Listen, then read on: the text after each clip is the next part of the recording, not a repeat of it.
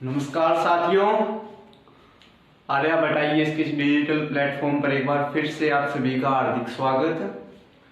जैसा कि हमने पिछली क्लास में भारतीय संविधान की विशेषता के बारे में पता किया था, अभी उसी विशेषता को, उसी साइलेंट फीचर को आगे बढ़ाते हुए भारतीय संविधान की पहली विशेषता को हम ब्रीफली से करेंगे और इसी तरह अपने पॉलिटी के सिलेबस को हम आगे बढ़ाएंगे दोस्तों। तो इस क्लास में हम क्या करेंगे, सबसे पहले अपना संविधान की पहली विशेषता करेंगे हम मौलिक अधिकार, fundamental rights. What are the fundamental rights? What is the historical background of these fundamental rights? From where we included our fundamental rights? हमने कहां से फंडामेंटल राइट्स लिए हैं? फंडामेंटल राइट्स के उदाहरण क्या है? देखो, फंडामेंटल राइट्स पे मेंस के अंदर और प्री के अंदर, दोनों के अंदर इंपॉर्टेंट क्वेश्चन बनते हैं। प्री मेंस के अंदर जो क्वेश्चन बनेंगे वो किस पर होंगे?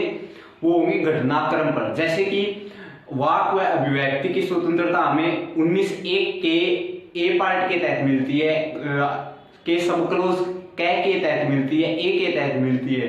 अगर वो न्यूज में है, जैसे कोई प्रेस से रिलेटेड न्यूज में हो गया या सेंसरशिप के कारण न्यूज में हो गया, जैसे कि इजाब विवाद कर्नाटका के अंदर अभी चला था, हनुमान चालीसा विवाद, लाउड स्पीकर विवाद। अभी हाल ही में एक विवाद और चल रहा है कि एससी के दायरे के अंदर क्या उन माइनॉरिटीज को भी शामिल किया जाए जो क्रिश्चियन व मुस्लिम है, उसके अंदर भी क्या आने चाहिए। ऐसे में जो घटनाक्रम पर आधारित है वही रहते हैं। ठीक है दोस्तों, तो हम आगाज करते हैं अपने फंडामेंटल राइट्स का। तो ऐसे में आपके अंदर सबसे पहले एक क्वेश्चन तो माइंड में आता होगा, व्हाट इज द फंडामेंटल। सबसे पहले तो ये पता होना चाहिए कि मौलिक क्या होता है दोस्तों। क्या होता है मौलिक? मौलिक का सिंपल सा मतलब है मूल। अर्थात देखो, कोई भी मकान है, उसका मूल क्या है? जो नींव रखी हुई है हमने वही है। तो किसी भी अधिकार का नींव क्या है, मतलब क्या है? अन्य जितने भी अधिकार है वो किस पर टिके हों? इस पर टिके हों। यानी कि मौलिक का सिंपल सा मतलब क्या है? What is the fundamental? Fundamental क्या है?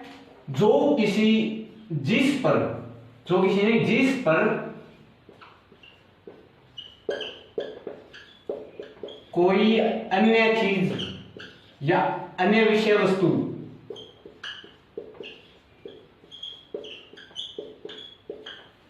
टिकी हो, अर्थात एज ए बेस के रूप में कार्य करता हो। देखो, भारतीय संविधान के अंदर मूल अधिकार सभी मतलब अधिकारों का माँ बाप है। मतलब क्या है कहने का? मतलब ये कहने का क्योंकि फंडामेंटल राइट पर ही अन्य सभी संविधान के अधिकार टिके हुए हैं। Fundamental rights are the basis of all individual rights which are the legal और एंड मतलब कोई भी रूढ़िवादी था, जैसे समाज के अंदर भी तो कोई कानून बनते हैं उन सभी के ऊपर, कोई प्रथा हो। ठीक है, पता चला फंडामेंटली क्या होता है? जिस पर कोई अन्य वस्तु टिके हो। अब आपके माइंड में क्वेश्चन और आता हो, अधिकार क्या होते हैं? एक्चुअली में अधिकार होते क्या है? अधिकार, राइट्स। देखो, अधिकार किसे कहेंगे हम? अधिकार उसे कहेंगे जो व्यक्ति के विकास में सहायक हो, जो व्यक्ति के विकास में सहायक हो, वह साथ में जिसे समाज मान्यता देता हो, जिसे समाज द्वारा मान्यता, जिसे समाज से मान्यता प्राप्त हो। अर्थात व्हाट आर द राइट्स?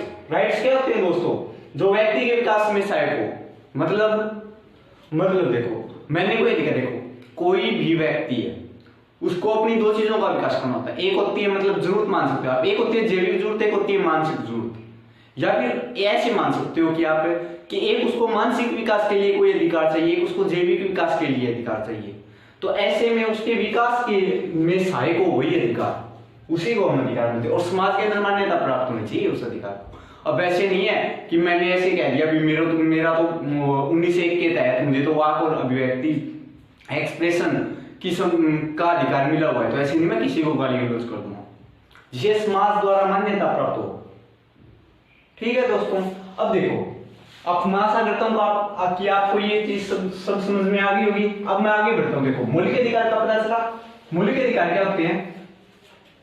मौलिक अधिकार वे अधिकार होते हैं जो किसी भी मनुष्य को स्वाभाविक रूप में उसके मानसिक, उसके सामाजिक, उसके राजनीतिक, उसके सांस्कृतिक विकास की मतलब का विकास करने के लिए उसको बहुत ज्यादा जरूरी होते हैं।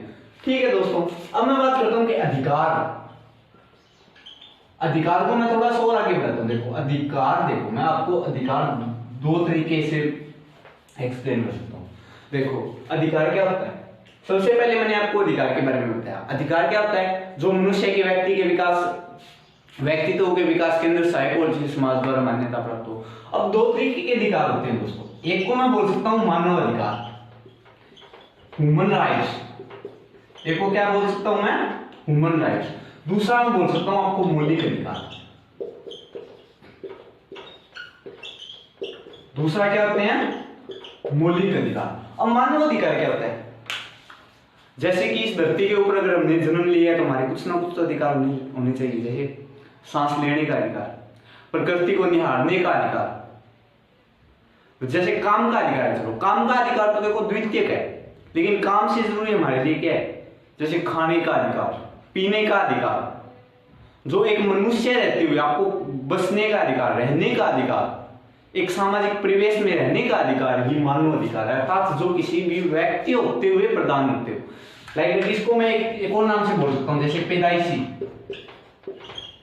पैदाइशी अधिकार। और मौलिक अधिकार क्या होते हैं दोस्तों? जो मनुष्य के व्यक्तित्व के विकास में सहायक हो।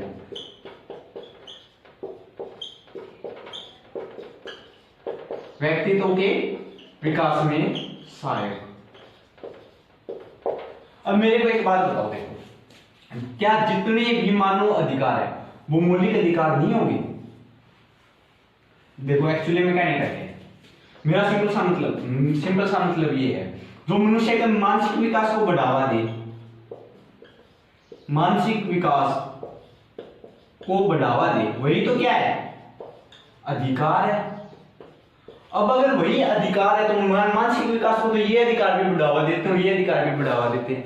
लेकिन इन दोनों के बीच में अंतर क्या है? तो सबसे पहले मैं आपको अंतर और बताता हूं इन दोनों के बारे में। देखो सबसे पहले बेसिक करना बहुत ज्यादा जरूरी होता है, तो मैं आपको सबसे पहले थोड़ा सा बेसिक बता देता हूं।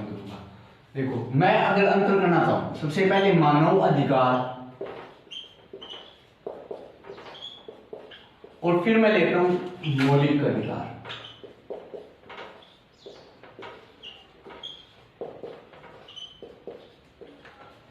ठीक, देखो मानव अधिकार क्या होते हैं? ये प्राय जन्म से या जन्मजात होते हैं। सिंपल सी चीज है, ये हमें जन्म लेने के तुरंत उपरांत मिल जाते हैं। दूसरी चीज ये है भाई, ये समाज द्वारा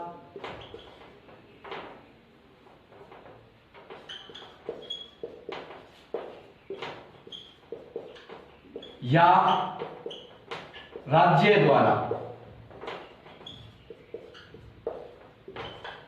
प्रदान नहीं किए जा सकते।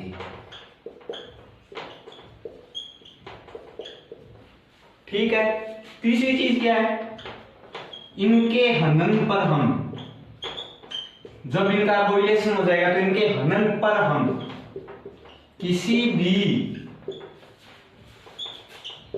वैधानिक शक्ति के पास नहीं जा सकते। किसी भी वैधानिक शक्ति के पास नहीं जा सकते। इसका मतलब क्या है? देखो ये किसी भी राज्य द्वारा नहीं दिए जाते। अब अगर राज्य द्वारा नहीं दिए जाते तो क्या राज्य इसकी गारंटी लेगा? लेकिन अब मैं आपको एक बात बताऊं, जैसे कि दुनिया के अंदर सबसे पहले संविधान किसने लिखा? अमेरिकनों ने लिखा। अगर अमेरिकनों ने लिखा तो उन्होंने सबसे पहले कुछ ना कुछ अधिकारों की सूची बनाई। वो कौन से अधिकार थे? मानव अधिकार। अब वही मानव अधिकार में से कुछ चुनिंदा अधिकार, जैसे समानता का अधिकार, जैसे स्वतंत्रता का अधिकार, जैसे शोषण के विरुद्ध अधिकार, धार्मिक स्वतंत्रता का अधिकार, संवैधानिक उपचारों का अधिकार, इन सबको उठाकर उसने क्या कर दिया, लिखित रूप देकर एक संविधान के अंदर कर दिया। तभी से वो क्या कहलाने लगे, फंडामेंटल राइट्स। इसका मतलब क्या है, जितने भी मानव अधिकार है वो सभी फंडामेंटल राइट्स नहीं है, लेकिन जितने भी फंडामेंटल राइट्स है वो सभी क्या है, मानव अधिकार है। अर्थात इसका लिखित रूप हमने कब ले लिया, जब 1784 के अंदर सबसे पहले अमेरिका के अंदर संघ बना था, प्री संघ बना था, कन्फेडरेशन बोलते हैं हम इसको, ठीक।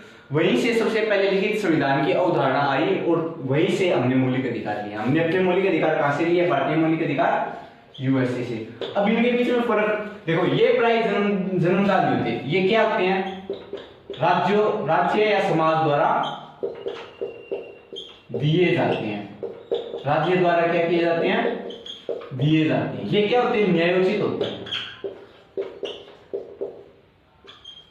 न्यायोचित का क्या मतलब है, न्यायोचित का मतलब ये है दोस्तों कि अगर इनका हनन या अबोलिशन किसी व्यक्ति द्वारा या समाज द्वारा या राज्य खुद कर देता है तो हम किसके पास जा सकते हैं, अपनी न्यायिक शक्ति के पास जा सकते हैं, अपनी विवाद निवारण तंत्र के पास जा सकते हैं। हम किसके पास जा सकते हैं, अपनी न्यायिक शक्ति या फिर डिस्प्यूट सेटल मैकेनिज्म, विवाद निवारण तंत्र के पास हम जा सकते हैं दोस्तों। ठीक है दोस्तों, अब क्या है देखो, ये मनुष्य के मानसिक विकास के लिए आवश्यक है।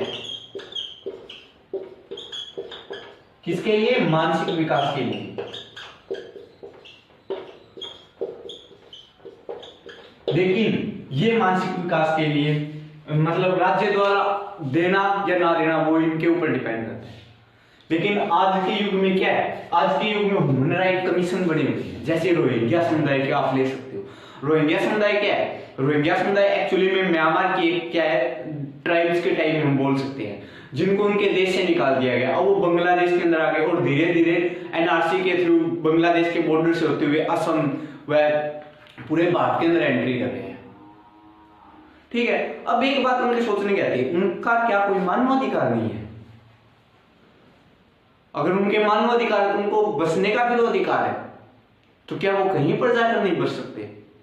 अब उनके लिए ह्यूमन राइट कमीशन जो अलग अलग देशों द्वारा, जैसे UNHRC, United nation human right commission, इसके लिए लड़ाई लड़ रहा है। अगर वो लड़ाई लड़ रहा है तो एक्चुअली में एक बात है, ये किसी राज्य द्वारा प्रदान नहीं किए जा रहे, लेकिन इनके हनन के ऊपर हम किसके पास जा रहे हैं, ह्यूमन राइट कमीशन के पास जा रहे हैं। ह्यूमन राइट कमीशन के पास जा रहे हैं, इसका मतलब मानव अधिकार के लिए भी न्यायोचित प्रक्रिया अपनाई जा रही है या नहीं अपनाई जा रही है? अगर अपनाई जा रही है तो वो मानव अधिकार की बजाय मूल अधिकार ज्यादा हो जाएंगे। जैसे कि हम अगर बात करें उइगर मुसलमान के बारे में, आपने सुना होगा, चीन लगातार उनकी प्रताड़ना करता रहता है। तो आज पूरे विश्व के अंदर पूरी मतलब जितने भी सामाजिक, आर्थिक व राजनीतिक मंच है, उनके जरिए आवाज उठाई जा रही है। लेकिन क्या उनके कुछ मानव अधिकार नहीं है? दुनिया के जितने भी ह्यूमन राइट कमीशन वो लगे हुए हैं, जैसे कि 1971 के कारगिल वार के अंदर भी अपने सैनिक पाकिस्तान के अंदर रह गए। एक्चुअली में कुछ ना कुछ तो अधिकार उनको मानव के रूप में भी प्रदीत होते होंगे, उनको मिलते होंगे। अगर वो अधिकार उनको मिलते हैं तो क्या वो एक्चुअली में राज्य द्वारा प्रदान किए जाते हैं? नहीं। यही फर्क है मूल मौलिक अधिकार और मानव अधिकार, human rights and fundamental rights. ठीक है दोस्तों, आशा करता हूँ कि आप सभी को मौलिक अधिकार समझ में आया होगा। तो मौलिक अधिकार व मानव अधिकार अगर समझ में आया तो इनका स्क्रीनशॉट ले सकते हो आप।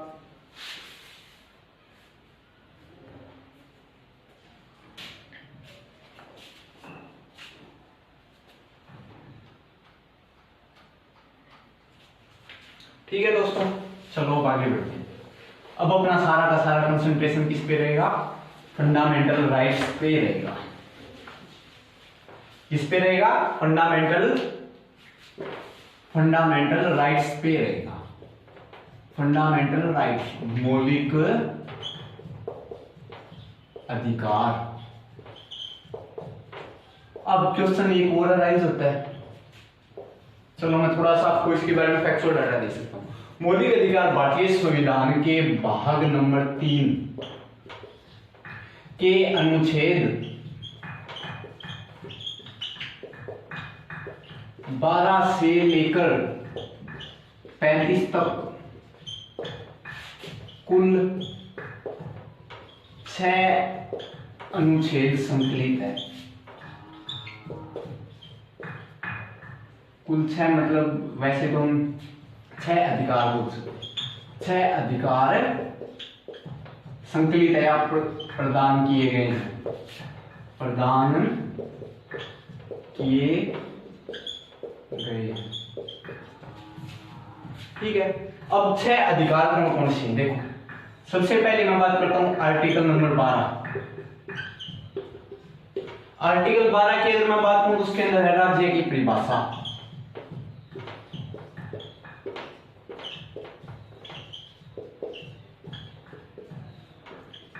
आर्टिकल 12 के अंदर क्या है? राज्य की परिभाषा। एक्चुअली में राज्य क्या है? क्या राज्य एक भौगोलिक इकाई है? क्या राज्य एक मनोवैज्ञानिक विचार है? या राज्य एक संस्थागत विचार है? या राज्य एक सांस्कृतिक विचार? एक्चुअली में राज्य क्या है और राज्य के बनने के लिए क्या क्या कंडीशन होनी चाहिए? तो मैं सबसे पहले आपको एक राज्य की नॉर्मल डेफिनेशन बताता हूं कि एक राज्य के अंदर क्या क्या होता है। देखो, राज्य का एक होता है निश्चित भौगोलिक क्षेत्र। जैसे अगर मैं फिर हम भारत से भी कोरिलेट करेंगे, क्या भारत इन सभी मान्यताओं या फिर इन सभी क्राइटेरिया के ऊपर होता है? सबसे पहले क्या होता है? भौगोलिक क्षेत्र होता है। दूसरी होती है निश्चित जनसंख्या।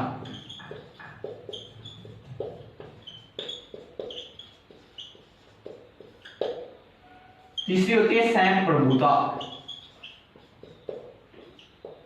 ठीक, अब पहले आप इन तीनों के ऊपर सोचो। देखो, भारत अगर एक राज्य है तो क्या उसका कोई भौगोलिक क्षेत्र है? जम्मू कश्मीर से लेकर कहां तक? कन्याकुमारी तक। ठीक, अगर निश्चित जनसंख्या की बात करूं तो भारत की कोई ना कोई तो जनसंख्या भी है। और तीसरी चीज ये कि संप्रभुता। संप्रभुता का सिंपल सा मतलब ये है कि कोई भी देश किसी भी दूसरे देश या बाहरी देश के दबाव में आकर निर्णय ले ले। जैसे कि जब तक हमारे देश के ऊपर ब्रिटिश आधिपत्य था तो तब तक भारत की जितनी भी नीतियां थी वो जो प्रभावी रूप लेती थी तो वो किसके कारण लेती थी? ब्रिटिश सर के कारण लेती थी। लेकिन जैसे 1947 के इंडियन इंडिपेंडेंस एक्ट के बाद हमने अपने भारतीय संविधान को 24 नवंबर 1950 में लागू किया, उसके तुरंत बाद हमने अपने पूरे देश की राजनीतिक व्यवस्था, सामाजिक व्यवस्था को किसके जरिए चलाने की कोशिश की? हमने भारतीय संविधान के जरिए चलाने की कोशिश की। तो एक्चुअली में क्या भारत एक राज्य नहीं है? अब भारत एक राज्य है तो भारत के राज्य में क्या क्या शामिल है? वही आर्टिकल 12 के तहत है। आर्टिकल 12 के तहत क्या है? सबसे पहले संघ सरकार। क्या है? संघ सरकार। ठीक है, दूसरी चीज, अब संघ के अंदर क्या आ जाएगा? संसद भी आ जाएगी। वह संसद को चलाने वाली जैसे विधायिका, कार्यपालिका और विधायिका का और कार्यपालिका। संसद के अंदर क्या आ जाएगी? विधायिका व कार्यपालिका।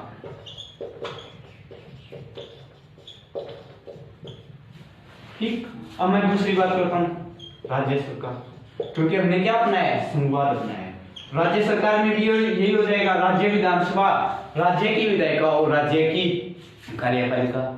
ठीक, इसके अलावा देखो जितनी भी, इसके अलावा हम स्थानीय सरकार को भी अपना लेते हैं। स्थानीय सरकार में क्या क्या? पंचायती राज व म्युनिसिपल कॉर्पोरेशन, जैसे कि नगरीय स्वशासन। क्या? नगरीय स्वशासन और पंचायती राज व्यवस्था। इसके अलावा इसमें क्या आ जाएगा?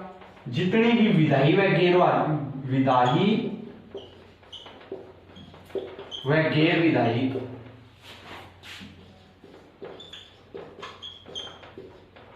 निकाय।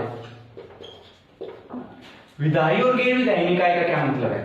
जो राज्य के या राज्य की निधि द्वारा संचालित होती है, राज्य की निधि द्वारा संचालित होती है।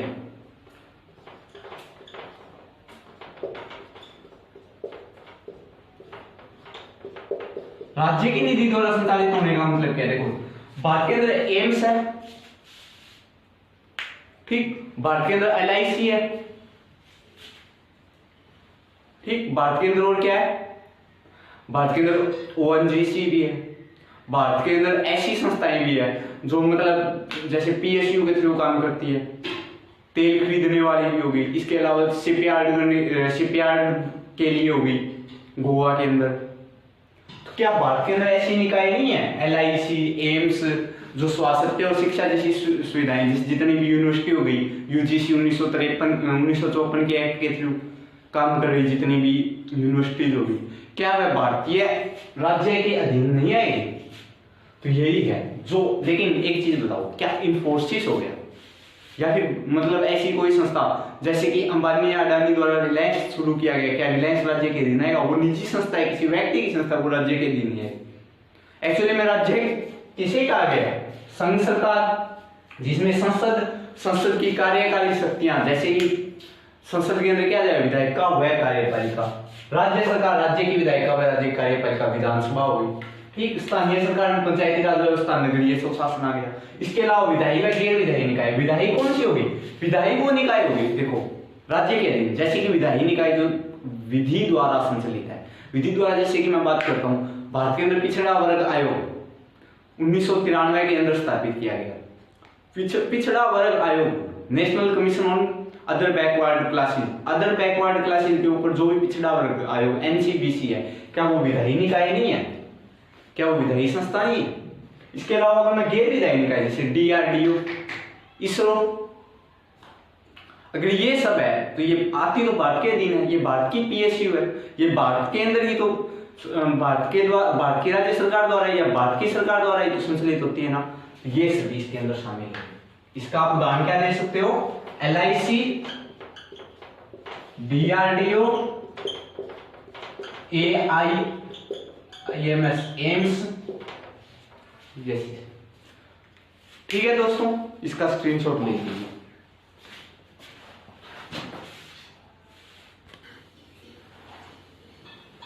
अब देखो एक बात, आर्टिकल 13 क्या कहता है? आर्टिकल 12 राज्य की परिभाषा करता है और आर्टिकल 13 क्या कहता है? अगर भारतीय संसद द्वारा कोई भी ऐसी विधि जो फंडामेंटल राइट से टकराएगी तो वो क्या हो जाएगी? चूर चूर हो जाएगी। इसका मतलब क्या है? इसका मतलब ये है कि हम फंडामेंटल राइट, जो कोई भी अधिकार जो हमारे फंडामेंटल राइट्स का हनन करता है, अगर वो विधि भारतीय संसद द्वारा बनाई जाती है तो वो क्या हो जाएगी? खलास का मतलब शून्य हो जाएगी। मतलब क्या है? मूल अधिकार से असंगत विधि या उसका अल्पीकरण का मतलब उसको न्यूनतम, उसको मिनिमाइज करने वाली कोई भी विधि हो वो शून्य हो जाएगी। चाहे वो विधि स्थायी विधि हो। स्थायी विधि का क्या मतलब है? जैसे कि कोई भी कानून बनाने का एक प्रोसीजर होता है, पहले वो लोकसभा या राज्यसभा, फिर उनमें कोई साधारण बहुमत से पारित होता है, तो कुछ विशेष बहुमत से पारित होता है, फिर राष्ट्रपति के पास जाता है, फिर वो अपने अधिकारों का प्रयोग कर साइन कर दोबारा भेजता है, फिर उसके ऊपर संसद के अंदर बहस होती है, फिर वो लास्ट के अंदर भारतीय सरकार के गजट में प्रकाशित होता है, फिर IAS IPS अधिकारी जैसे आपके पास भी कभी आएगा, उनके द्वारा विभिन्न समितियों से पास होता है, IAS IPS अधिकारियों द्वारा फिर इनके ऊपर अध्यादेश जारी किए जाते हैं, उनके ऊपर नियम विनियम चलाकर उस कानून को चलाया जाता है। उसी तरह स्थायी विधि, कोई भी विधि हो क्या हो जाएगी? शून्य हो जाएगी। अस्थायी विधि जैसे कि आर्टिकल 124 के तहत राष्ट्रपति अध्यादेश के जरिए कानून ला सकता है, वह अस्थायी विधि होती है। अध्यादेश नहीं, यहाँ पे क्या आएगा? जैसे कि विनियमों के द्वारा शासन, विनियम या फिर जितने भी नियम हो गए, रूल्स एंड रेगुलेशन के थ्रू भी चलता है, वो सभी खलास हो जाएंगे। या कोई समाज के अंदर भी ऐसी प्रथा या परंपरा विद्यमान है जो हमारे मौलिक अधिकार का हनन करती है, जैसे छुआछूत हो गया, तो वो समाज के विरुद्ध ही तो हमें मिलती है ना। ठीक है, तो ये आर्टिकल 13 के अंदर मेंशन है। अब हम शुरुआत करते हैं अपने फंडामेंटल राइट्स के ऊपर। फंडामेंटल राइट्स में हम क्या पढ़ेंगे? फंडामेंटल राइट के अंदर सबसे पहले आर्टिकल 14, मतलब सबसे पहला अधिकार क्या है? समानता का अधिकार। समानता का अधिकार अनुच्छेद आर्टिकल 14 से लेकर कहां तक है? 18 तक है। अपने दूसरा फंडामेंटल राइट कौन सा है? विशिष्ट स्वतंत्रता का अधिकार। विशिष्ट स्वतंत्रता का अधिकार। आर्टिकल 19 से लेकर आर्टिकल 22 तक है। तीसरा है हमारा शोषण के विरुद्ध अधिकार। कौन सा अधिकार है? शोषण के विरुद्ध अधिकार। ये आर्टिकल 23 व 24, आर्टिकल 23 व 24। चौथा हमारा है धार्मिक स्वतंत्रता का अधिकार। धार्मिक स्वतंत्रता का अधिकार। पांचवा है हमारा संस्कृति व शिक्षा संबंधी अधिकार।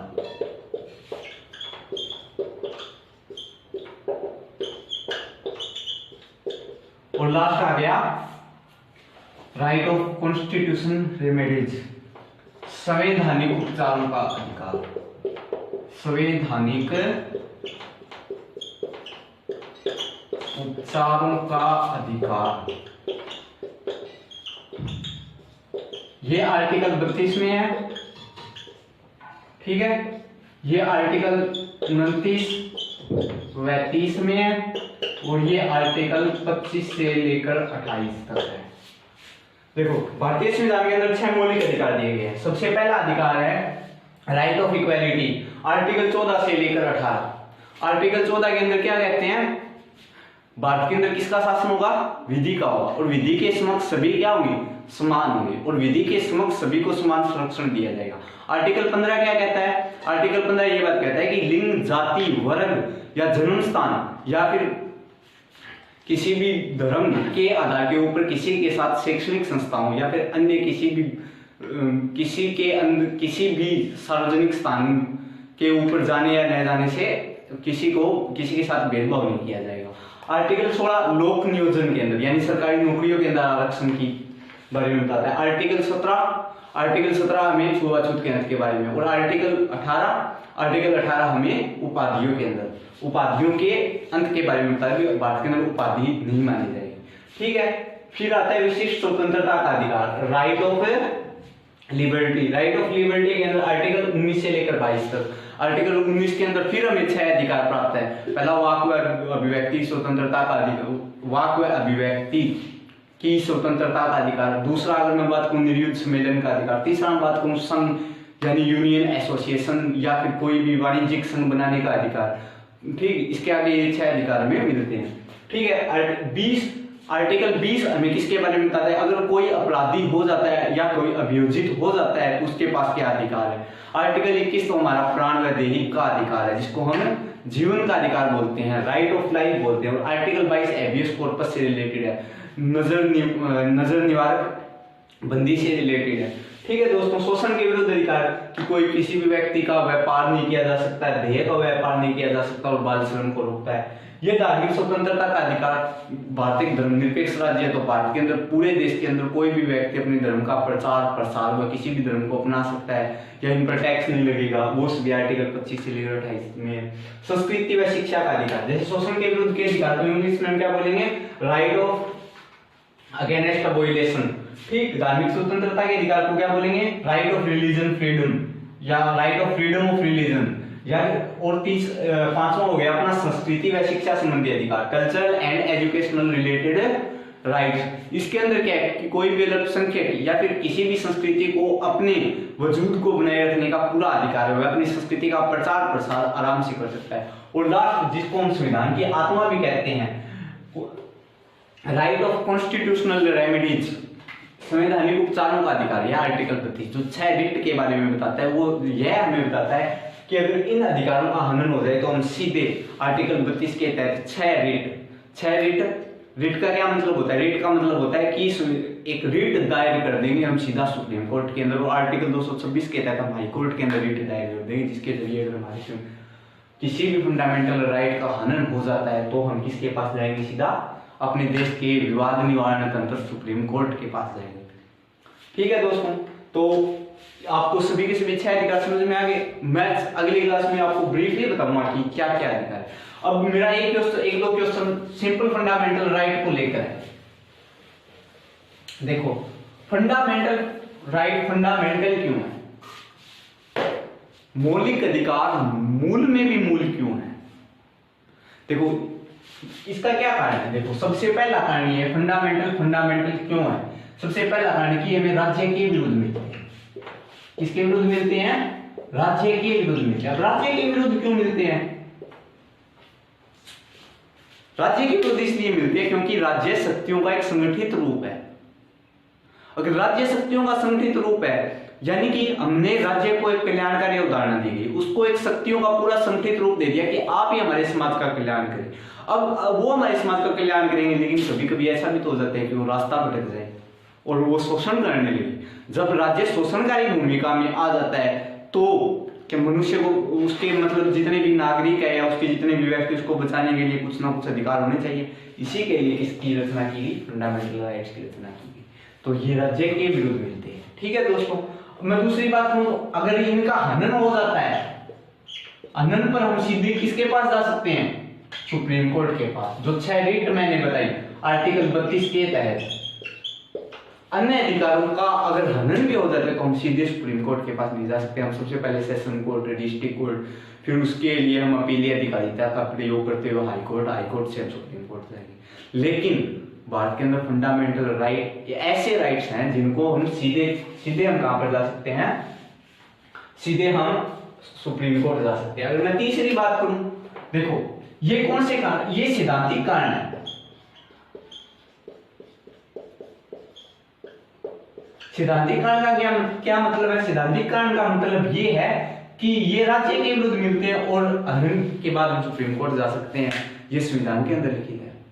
लेकिन इसके कुछ नैतिक कारण भी तो होंगे कि फंडामेंटल राइट हमें क्यों मिलने चाहिए। इसका नैतिक कारण यह है कि व्यक्ति का शोषण न करे। व्यक्ति का शोषण न करे, यह उसकी नैतिक जिम्मेदारी बनती है कि वह उसका शोषण न करे। मतलब क्या है? समाज के अंदर जो वंचित वर्ग है उसका शोषण वर्षों से होता रहा है। अब उनका शोषण करता कौन है? जो निजी व्यक्ति, जो अमीर व्यक्ति है वही तो करते हैं ना। जो सामाजिक व शैक्षणिक रूप से पिछड़े हुए नहीं है, हमेशा से अगड़े हैं, हमेशा से आगे हैं, वही तो शोषण करेंगे ताकि वो शोषण न करे। दूसरी चीज ये व्यक्ति के विकास में सहायक है। अगर ये व्यक्ति के विकास में सहायक है तो क्या ऐसे फंडामेंटल राइट किसी व्यक्ति को नहीं मिलना चाहिए? इसी कारण हम इसे फंडामेंटल राइट बोलते हैं। ठीक है, अगर एक दो फैक्चुअल डाटा और भी देखना चाहते हो तो हम इसे भारतीय संविधान का मेग्ना कार्टा भी कहते हैं। मेग्ना कार्टा क्यों कहते हैं? क्योंकि 1232 के अंदर सबसे पहले यूके के अंदर क्रांति हुई थी, जिसमें सबसे पहले समानता और स्वतंत्रता के अधिकार को उनके राजा से मांगा गया था। ब्रिटेन के अंदर हुई थी यह क्रांति, तो उस समय उसको मेग्ना कार्टा का नाम दिया गया था। और हमने अपने भारतीय संविधान में फंडामेंटल राइट लिए हैं, किससे लिए हैं? अमेरिका से लिए हैं। तो अमेरिका में इसे मेग्ना कार्टा के नाम से जाना जाता है, तो इसे हम भारतीय संविधान का क्या कहते हैं? मेग्ना कार्टा कहते हैं। ठीक है, तो आशा करता हूं कि आपको फंडामेंटल राइट की बेसिक्स की क्लास समझ में आई होगी। फंडामेंटल क्या होते हैं, अधिकार क्या होते हैं, फंडामेंटल क्यों है, फंडामेंटल एक्चुअली में क्या होते हैं, भारतीय संविधान में किसी को मौलिक अधिकार क्यों मिलने चाहिए, इस कारण मिलने चाहिए ताकि राज्य उनका हनन न कर ले। भारतीय संविधान में कौन से भाग में मौलिक अधिकार आते हैं, कितने मौलिक अधिकार हैं? एक्चुअली में हमारे मूल संविधान में 7 मौलिक अधिकार थे, लेकिन एक संपत्ति का अधिकार था। संपत्ति का अधिकार, संपत्ति का अधिकार 19(1) के सबक्लोज के तहत था। ठीक, और आर्टिकल 30 के तहत भी था, आर्टिकल 31 के तहत। इसको हमने 44वें संविधान संशोधन द्वारा 1978 में निश्चित कर दिया गया, हटा दिया, और आर्टिकल 300 के तहत अब वो 300 में चला गया। तो क्या वो फंडामेंटल राइट रहा? नहीं, अब वो क्या है? लीगल राइट है। और लीगल राइट का अगर हनन भी हो जाता है तो हम कहां पर नहीं जा सकते? सॉरी, सुप्रीम कोर्ट में नहीं जा सकते। वाह, इतना मतलब रीजन देखो, मतलब हमने ऐसे अधिकार ताकि सरकार भी चाहकर भी शोषण न कर सके किसी भी व्यक्ति का, किसी भी नागरिक का, इसके लिए हमने फंडामेंटल राइट लिए। ताकि खुद समाज, जैसे आर्टिकल 17 के तहत देखोगे आप, आर्टिकल 17 में छुआछूत कांड किया गया। अब छुआछूत समाज के अंदर होता है, तो समाज के लोग किसी व्यक्ति का शोषण नहीं कर सकते और राज्य वैसे भी नहीं कर सकता। आर्टिकल 23 और 24 देखो आप, आर्टिकल 23 और 24 में हमने शोषण के विरुद्ध अधिकार के बारे में बताया, यानी कि मानव देह का व्यापार नहीं किया जा सकता, मानव शरीर का व्यापार नहीं किया जा सकता, किसी से उसकी जबरदस्ती से उसके बंधुआ मजदूरी नहीं करवाई जा सकती। क्या वो एक्चुअली में करवाता कौन? अमीर वर्ग ही तो करवाता है ना, तो वो क्या हमें समाज के खिलाफ नहीं मिलते? एक्चुअली में हमें मौलिक अधिकार राज्य व समाज के खिलाफ भी मिल सकते हैं, समाज के विरुद्ध भी मिलते हैं। ये थी अपनी बेसिक्स की क्लास फंडामेंटल राइट की। अगली क्लास में मैं ब्रीफली समानता के अधिकार के ऊपर चर्चा करूंगा। सबसे पहले अपनी क्लास रही विधि के समक्ष समता व विधि के समान संरक्षण। तो आशा करता हूँ आप सभी को ये सभी पसंद आया होगा। तो